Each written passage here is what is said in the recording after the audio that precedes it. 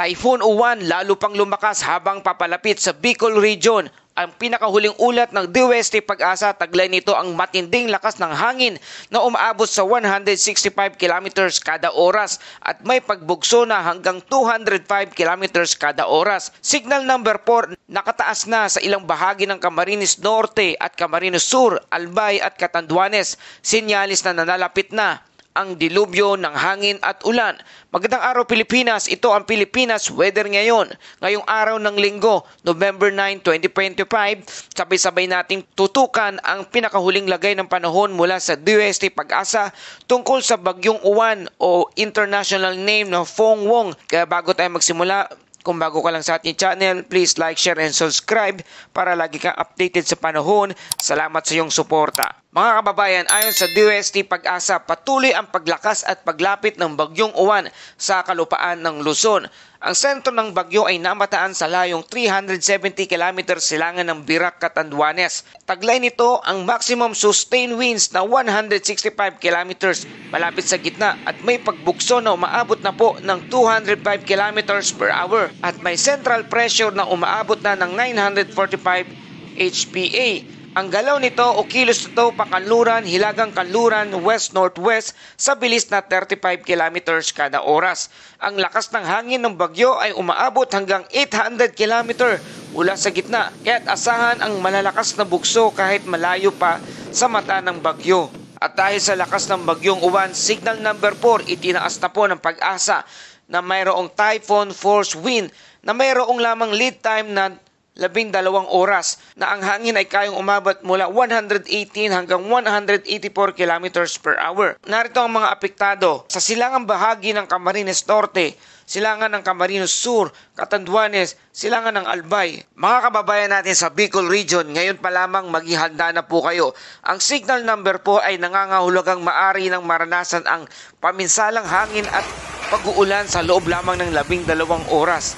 Signal number 3 naman o mayroong storm force wind na mayroong lamang lead time na 18 oras at may taglay na hangin na 89 to 117 km per hour.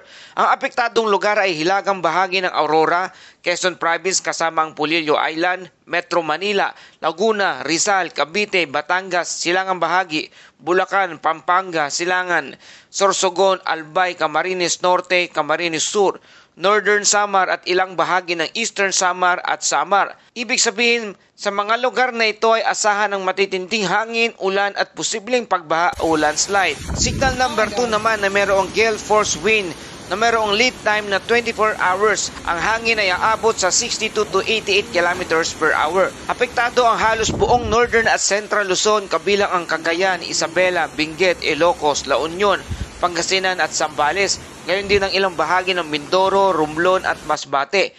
Kahit hindi sentro ng bagyo, malalakas pa rin ang hangin at maalon na karagatan. Delikado sa mga maliliit na bangka. At signal number 1 naman sa nalalabing bahagi ng Visayas at Mindanao kabilang ang Leyte, Cebu, Bohol, Negros, Guimaras, Iloilo, Capiz, Antique, Dinagat Island at Surigao del Norte.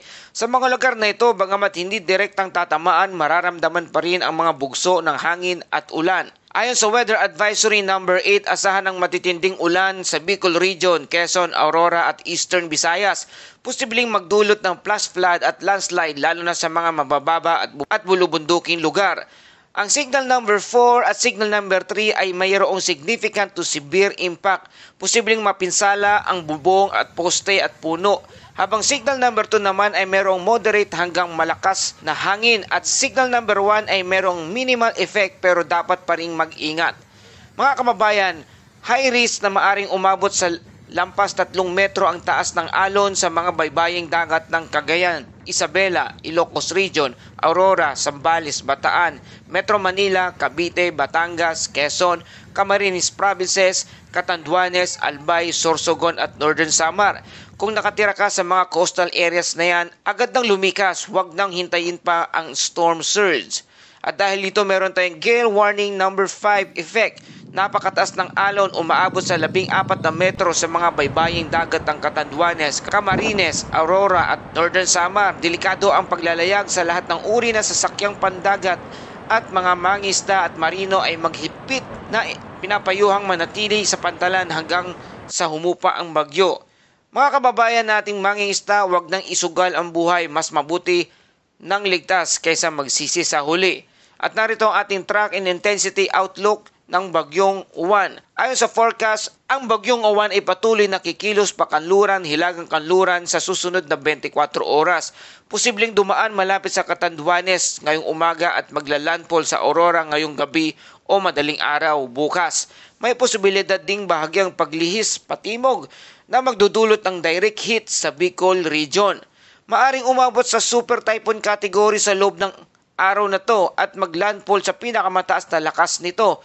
Pagkatapos ng landfall, babagtasin ng bagyong Uwan ang kabundukan ng Northern Luzon bago lumabas sa Lingayen Gulf o West Philippine Sea sa Lunes ng umaga. Mga kababayan, ang sitwasyon ay kritikal na. Isang maling hakbang lang at posibleng magdulot ng malaking pinsala sa mga probinsyang dadaanan nito. Kung matatandaan, halos kaparehos ang galaw ng Super Typhoon Rolly o tinatawag nating Goni noong 2020 na tumama rin sa Bicol region at nagdulot ng malawakang pinsala katulad din ng Typhoon Kopo o Lando noong 2015 na tumagal din sa Luzon ng ilang araw.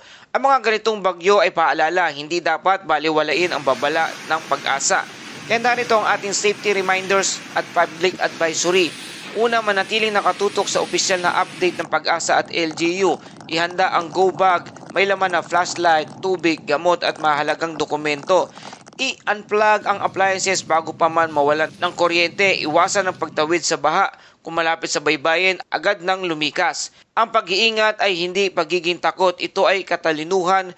Huwag nating sabayang labanan ang kalikasan. Makinig at kumilos ng maaga. At narito ating Bible verse of the day mula sa Psalms 46 verse 1.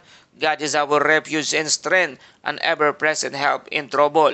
Sa gitna ng unos, mga kababayan, tandaan, may Diyos tayong sandigan. Hindi niya tayo iiwan kahit gaano kalakas ang bagyo.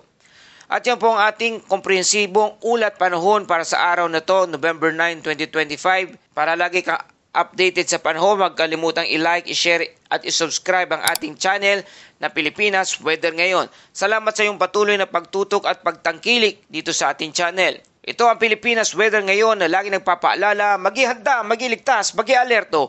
Ingat tayong lahat.